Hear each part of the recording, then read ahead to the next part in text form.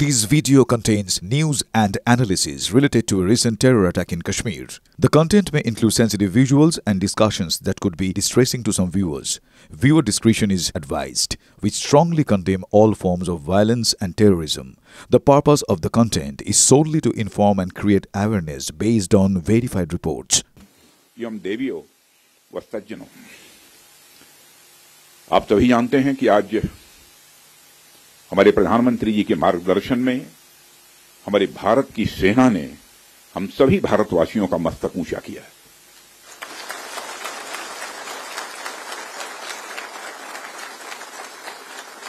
इसलिए मैं चाहता हूं कि एक बार अपने स्थान पर खड़े हो जाएं और मैं नारे लगाऊंगा।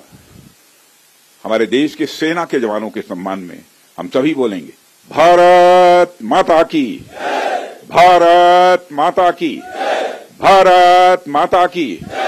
बहुत बहुत धन्यवाद। साथियों, जैसी कि आप सबको जानकारी है कि कल रात हमारी भारतीय सेनाओं ने अपने अद्भुत शौर्य और पराक्रम का परिचय देते हुए एक नया इतिहास रच दिया है। साथियों, भारत की सेना ने सटीकता, सतर्कता और संवेदनशीलता के साथ कार्रवाई की है। हमने जो लक्ष्य तय किए थे उन्हें ठीक समय तय योजना के अनुसार सटीकता से उन्होंने ध्वस्त किया है और किसी भी नागरिक ठिकाने, सिविलियन पॉपुलेशन को जरा भी प्रभावित न होने देने की संवेदनशीलता भी हमारी सेना ने दिखाई है।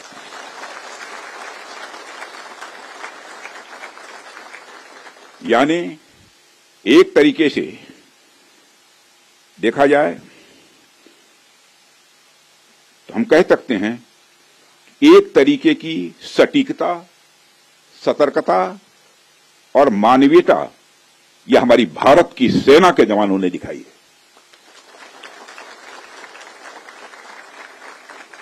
जिसके लिए मैं हमारे सेना के जवानों और अधिकारियों को पूरे देश की ओर से मैं साधुवाद देता हूं और सेना को संपूर्ण संबल प्रदान करने के लिए अपने प्रधानमंत्री माननीय नरेंद्र मोदी जी को भी मैं साधुवाद देता हूं।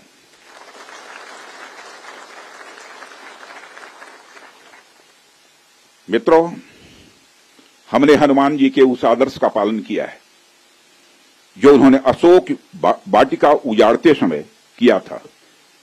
जिन मोहि मारा तिन मोहि मारे। हमने केवल उन्हीं को मारा जिन्होंने हमारे मासूमों को मारा।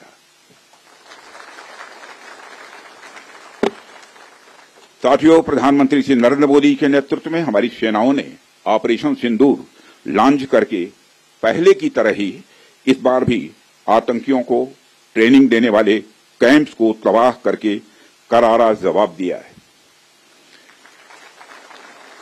भारत ने अपनी सरजमी पर हुए हमले का जवाब देने के लिए अपने राइट टू रेस्पॉन्ड का इस्तेमाल किया है और हमारी यह कार्रवाई बेहद सोच समझकर सधे हुए तरीके से की गई है।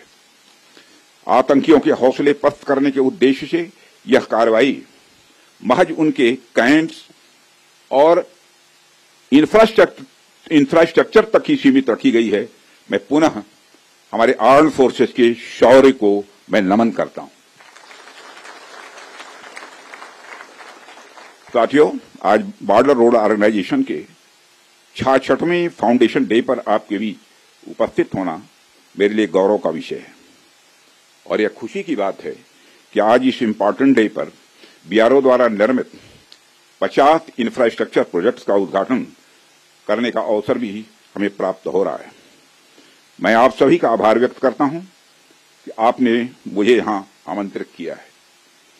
साथियों, किसी भी संस्थान के लिए उसका फाउंडेशन डे यह बहुत ही महत्वपूर्ण हुआ करता है।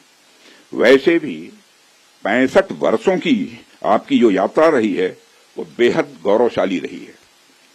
इसलिए आज का दिन उस गौरवमयी यात्रा को याद करने का दिन है।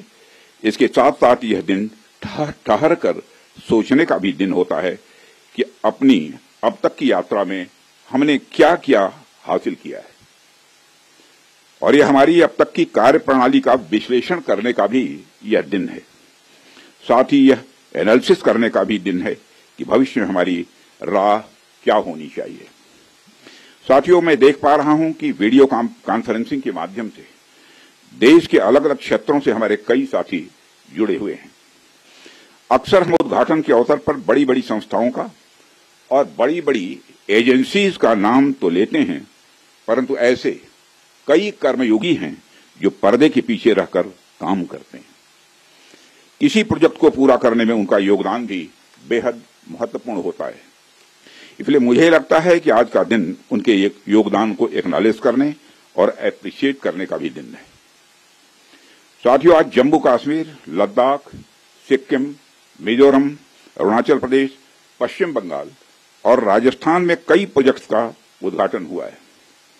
कहने को तो ये हम सारे फिजिकल इंफ्रास्ट्रक्चर हैं, लेकिन मैं इन्हें सिर्फ फिजिकल इंफ्रास्ट्रक्चर ही नहीं समझता। हमें जो सड़कें दिखती हैं, जो पुल दिखते हैं, वह सिर्फ दो स्थानों को जोड़ने वाले नहीं होते हैं, बल्कि वह लोगों के दिलों को जोड़ने वाले होते हैं। इन प्रोजेक्ट से राष्ट्रीय सुरक्षा को तो मजबूती मिलती ही है, साथ ही साथ यह प्रोजेक्ट इन सभी रीजन्स को इकोनॉमिक प्रॉस्पेरिटी को भी बढ़ावा देते हैं। यह तमाम प्रोजेक्ट इन क्षेत्रों में ट्रांसपोर्टेशन, टूरिज्म और इकोनॉमिक एक्टिविटी को बढ़ावा देंगे, जिससे निश्चित रूप से यहाँ के निवासियों की आय में वृद्धि होगी, उनकी क्वालिटी ऑफ लाइफ में भी इम्प्रूवमेंट होगा और इन क्षेत्रों में समृद्धि आएगी, यानी प्रॉस्पेरिटी आएगी। साथियों, मुझे बताया गया कि आज जिन इंफ्रा प्रोजेक्ट्स की शुरुआत की गई है, इनकी टोटल कॉस्ट लगभग 1900 करोड़ रुपए के आसपास की है। मुझे लगता है कि यह केवल उनकी नॉमिनल वैल्यू पर है। इसकी असली वैल्यू है वह तो हम आंक भी नहीं सकते।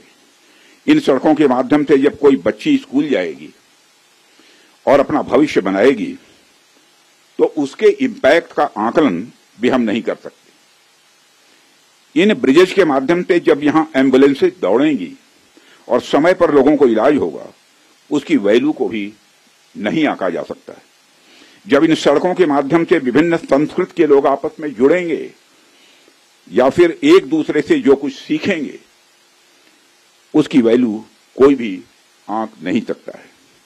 जब इन टनल्स के माध्यम से यहाँ के किसानों द्वारा उगाए गए फूल, फल, सब्जियां इत्यादि दूसरे क्षेत्रों में आसानी से पहुंचेंगे, उसका जो आर्थिक और सामाजिक प्रभाव यहाँ के किसानों पर पड़ेगा, उसकी वैल्यू, उसकी कीमत कोई भी नहीं आंक सकता है। साथियों, मैं इन प्रोजेक्ट्स की डिटेल देख रहा था। मैंने देखा कि इनमें छोटे से लेकर बड़े रोड्स, टनल्स और ब्रिजेज हैं। कुछ मीटर से लेकर सैकड़ों किलोमीटर तक इनकी लंबाई है। हालांकि उनकी लंबाई से कोई खास फर्क नहीं पड़ता है। कोई पुल अगर छोटा है, कोई सड़क यदि छोटी है, तो इससे कोई खास फर्क नहीं पड़ता, क्योंकि दुनिया की लंबी से लंबी जो यात्राएं होती हैं, वह सिर्फ एक छोटे से रास्ते से ही शुरू होती हैं। इसलिए इन प्रोजेक्ट्स की कीमत, इनकी वैल्यू सिर्फ इस बात से नहीं आंकी जा सकती क्या फाइनेंशियली या फिजिकली कितना बड़ा प्रोजेक्ट है और यह कितना छोटा प्रोजेक्ट है।